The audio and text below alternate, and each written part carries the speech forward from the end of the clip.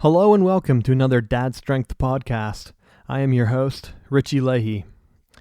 Today we're going to talk about one of the most important things that you're going to have to do with your child, and that is changing diapers. Okay, and this is going to be a very complex. Actually, we're going to try not to make it too complex of a topic. The first thing that you need to know is that there are different sizes of diapers and different styles. So, to put it in dad terms, to keep it simple, because you don't want to get overwhelmed, the lower the number on the diaper, the smaller the diaper is. So, for example, I believe they have a size 0, or it's also called newborn diaper. When you're at the hospital, that is the size that they are going to give you. Now, this newborn diaper is going to be the size that you're going to use on your child for the first couple weeks, maybe a month tops. You're not going to use it very long, and that's because the child's going to grow out of it. And depending on if you have a girl or a boy, we had a girl, and she wasn't in newborn diapers that long. Once they start to gain back their weight after the birth, then they're going to get big enough to move into size 1 diapers. So if you have like people coming together for like a baby shower for you, you do not want to go ahead and put like just generic diaper sizes. So if you build a registry, don't just list diapers. You want to be specific as possible, and that's if you want to get granular or not. So whenever you're doing your baby shower, you want to kind of space it out. So like put size 0, maybe 2 packs, 3 packs, and it depends on what size you get, like how large the box is quantity-wise. So the baby will start out in size 0 diapers or newborns. You probably don't need that many of them. They also give you some at the hospital, and it depends on the hospital you're at, how many they give you. Like they gave us quite a few that we were able to start with. So you're going to start with size 0, you move up to size 1. Now, you can look online. Some different brands have sizing charts, and it goes by weight or length, and you just want your child to be comfortable. And I think they work all their way up to size 4 or 5. I'm on size 4 right now with our daughter, and we only use those for nighttime diapers. She's still able to use like the active size 3 diaper during the day, and she just turned a year last month. So as you start to plan on diapers, just know the first thing you should know is there are different sizes. You might think, well, that's common sense. But going in, I knew that they had different sizes, but I didn't know that they were so dramatic that you would only use size 0 for the first couple weeks and then move into size 1. And then after that, it's a growth rate based on your child. So if you're doing a registry, just to start off, go ahead and get different sizes on the registry if you want to be specific. And you might think, well, I don't want to put that time into it, but you don't want to end up with 12 packs of number 2 diapers and only like 1 size 1 or 1 size 3. I will give you a heads up on that though. That we kind of were in that position where we got a lot of, I think, more size 2 than anything. And the good thing was we were in size 2 for a little bit, so we almost used them all. If you do not have a box that is open, so like if your box is still closed, because I might have messed up my English there. If your box is still closed, some stores will let you exchange it for another size. So don't just go opening up all your boxes of diapers when you receive them. And you don't want to go ahead and order a bunch because you don't know how long they're going to be into them. Now, once they swap, I think our daughter stabilized maybe around month 9 or so. She's been in size 3 diapers for quite a while at that point. So that is just the start. Start with a size, and you're going to keep it until it's too tight, and you'll know whenever it's too tight whenever you go to put it on them. And it's going to be hard for me to explain the practice of putting on a diaper or changing it, but I'll try my best. So that's a run through of the sizes. So you start at 0 and you work your way up to like 4 or 5, and then they switch into like toddler sizes or diapers, something like that. Now our daughter's not quite there yet, so this might be a topic that we revisit. To begin with the actual changing of the diaper. Now I will give you a heads up. If you are breastfeeding it will be a little bit better for you as a dad, because your diaper will not smell, or your child's diaper, I guess I should say, will not have a strong smell to it. So if you hear like people saying, well, my child's diaper, it's the worst, it's so unbearable. If you are breastfeeding, you will not have that until you introduce solid foods. So that's a plus right there. The poop will start out and it will be like a sticky black, so it's not even that hard to wipe the child. So on hand, whenever you go to change a diaper, you're going to need a diaper in the appropriate size. So when the child is first born, go ahead and start with the size 0 we talked about at the beginning of the podcast. Start with size 0 and have that on hand. We had a changing pad, and the changing pad is just to help keep the baby down. The worst thing is if your child would fall, especially at the young age. You do not want that to happen. Ours had like a little strap, and it had a thing that kind of kept it down on the dresser. So that's what we used. Actually, whenever she was quite young, I just put it on the floor because it was easier for me to kneel down and just change her. It made me feel a little bit better, a little bit safer. So we'll need a flat area, and that's if you have a changing pad. You might not have one, so that's okay too. You just want to get a flat surface that you're going to be able to lay the child down with the diaper. If you're using cloth diapers, it might be a little bit different. I've seen them before, but I haven't used them, but the process should be about the same. So you at least need a diaper. We had wipes that were like the store-bought wipes. They're not that expensive. And we also had a wipe warmer. You do not need a wipe warmer, but it was convenient because as she was an infant, she did not cry whenever we used them. Because if you have a wipe and it's going to come out in the winter, it's going to be cold probably. And this is even more exaggerated whenever you're in a vehicle or you're out and about with the winter months coming up. You want to try to keep your wipes at room temperature because it will be a shock to your baby whenever you go to wipe them. Now, I have read that you don't need to wipe the child every time, and you just want to make sure that the area is clean. So if they have a wet diaper, if they pee in the diaper, you do not need to give them a full-on wipe down with the cloth. Some moisture down there is good for them because it will help their skin, and you don't want it to get red. So you're going to lay them down on a flat surface. There's 2 sticky straps on each side. Pop those open, and I always grabbed both legs or both feet in one hand, and that's because my hand is big enough. So I had both feet in one hand, and I was able to pick the baby up, and that gave me the freedom to do all the diaper things. So I had already unstrapped the diaper, picked up the feet, pulled the diaper down. You can check beforehand, before you even take it off, if it's going to be a dirty diaper or if it's a wet one. If it's a wet one, I only grab the one wipe usually, just because, just give her a quick wipe down, make sure there wasn't anything there. I didn't want to keep it dirty, and then I was able to just lay a new diaper down. One suggestion before you go in, I always have the diaper that I have ready, the dry diaper. I always open it up and lay it flat, so I stretch it out, because whenever you buy them, they're going to be folded. And it's just easier if you have it pulled down and laid flat to lay the baby down on top of, and then put the legs down. So I had the legs up, the diaper's unstrapped. So as I lift the legs up, I pull the top of the diaper down so that the wet diaper is laying flat. If there is poop in the diaper or on the butt, I kept the legs up and I wiped it over top of the dirty diaper.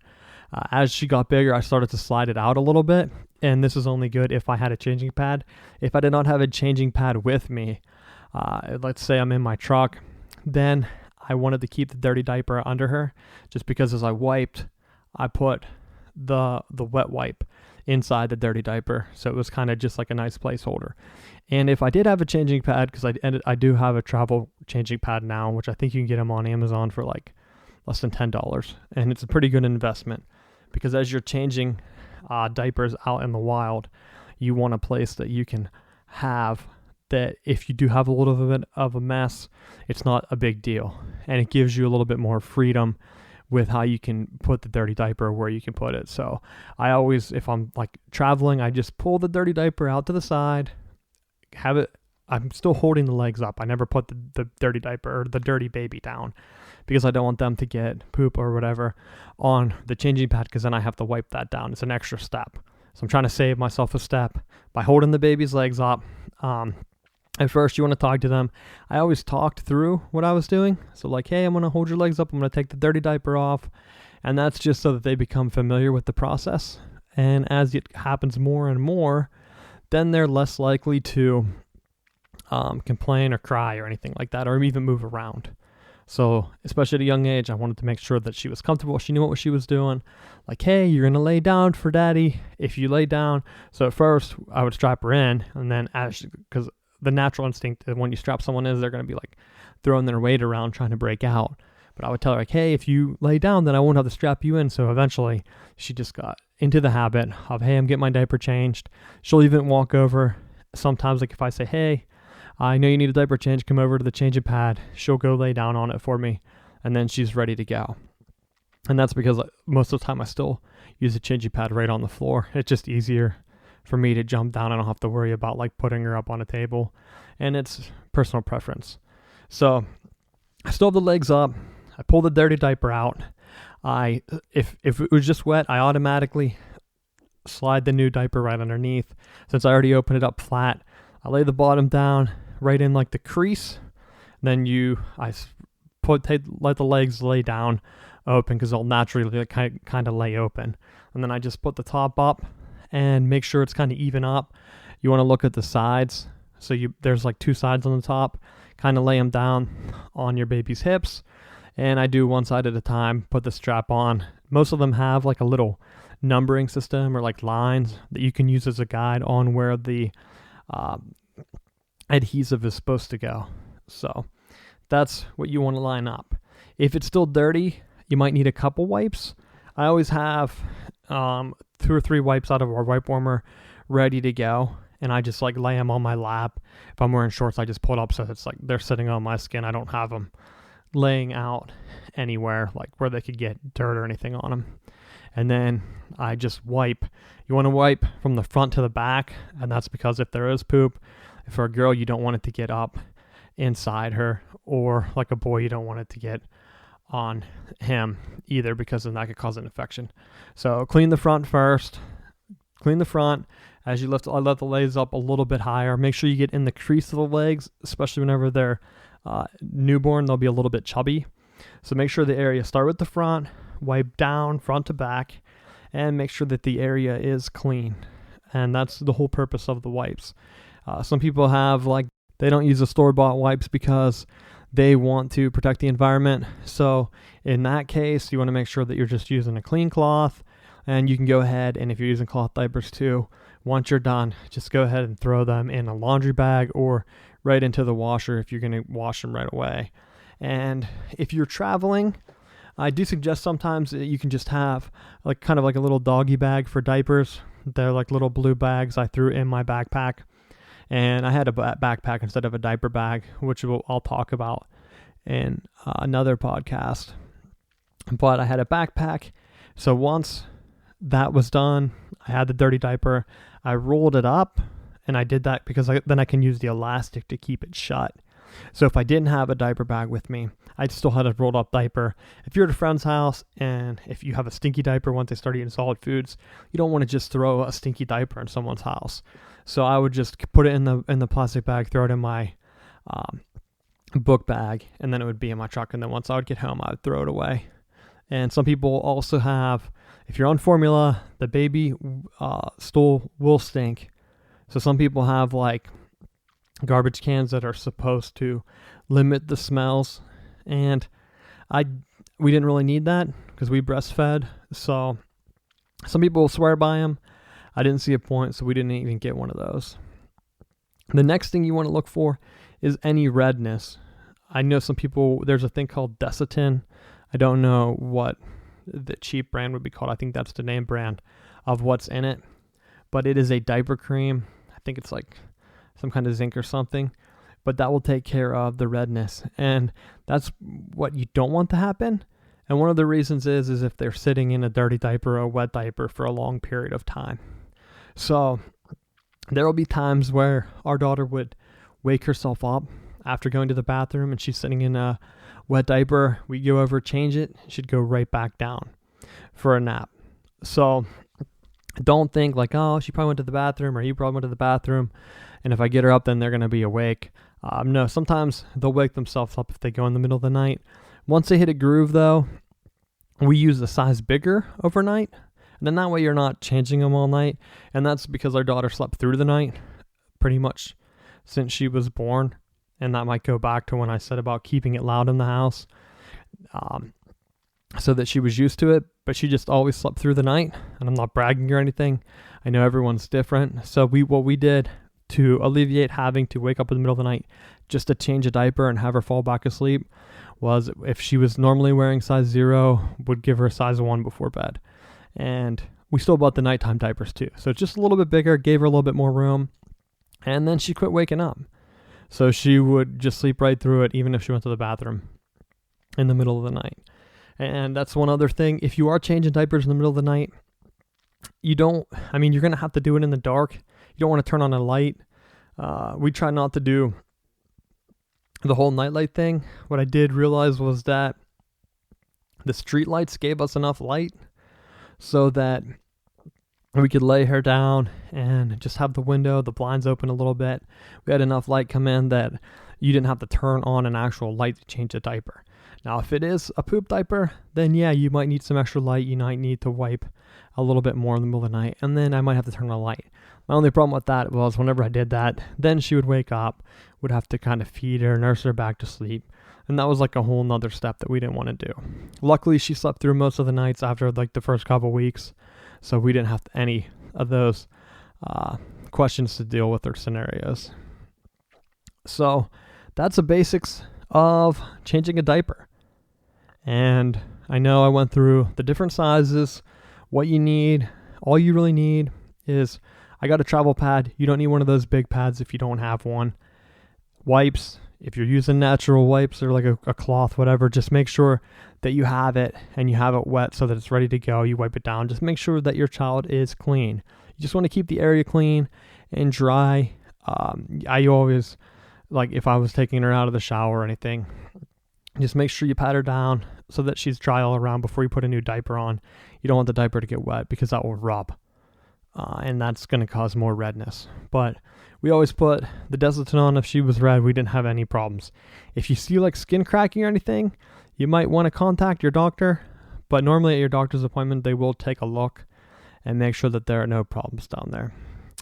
And I realize this went a little bit longer than our other podcasts, but it is a pretty general topic. We'll probably hit it back up. I might do a little bit of a deep dive into each thing, talk about types of diapers, and circle back around with that.